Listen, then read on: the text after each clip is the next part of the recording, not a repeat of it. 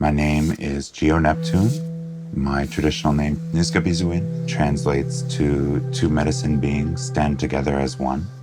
I am from the Snowy Owl clan, from the Passamaquoddy tribe at Indian Township, Maine, and I am a two-spirit and an artist.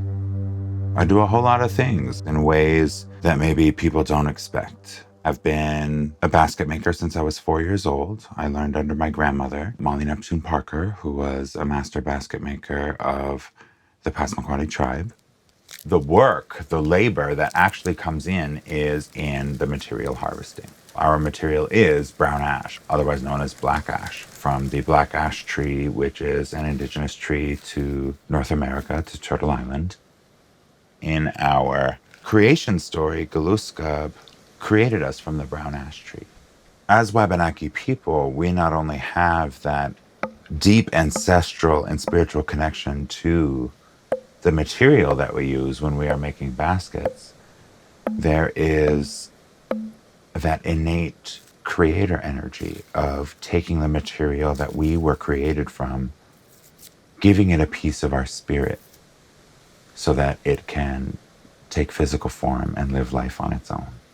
A big part of what set me apart is looking at my ancestors' baskets, their forms, their shapes, their patterns, their techniques, remembering all of those things that my grandmother taught me and taught me very well, and then thinking, okay, what can I add? What can I take away? What can I ever so slightly alter so that I'm not just mimicking it? I am giving it a new birth, updating it.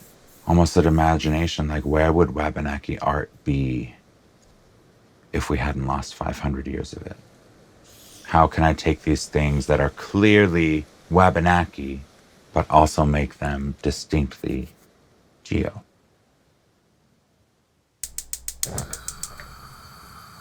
As Indigenous people, we've always adapted based on what we have access to. And Wabanaki people, very early on, used commercial dyes because it was a faster process. They were more readily available. It was something that became part of Wabanaki basketry really early on. Sometimes when people seem like they're going to be disappointed, that's when I'll start telling them that I harvest rit berries, available at most participating Walmarts. When I was younger, I had a lot of fear about putting more of myself into my artwork, putting more of my own story into my artwork. You know, I thought that if I used my baskets as a way to tell stories about being queer and experiencing queer love, like, I might not get the sales.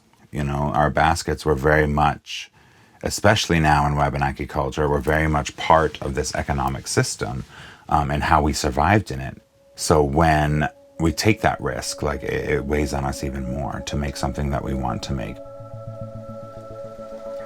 The more I am able to step into myself more fully in my everyday life, the more I feel I am coming more into balance with my mental health and my spiritual health and my emotional health, as well as my physical health. It is making it so much easier for me to tap into that creative energy and to feel that creative drive.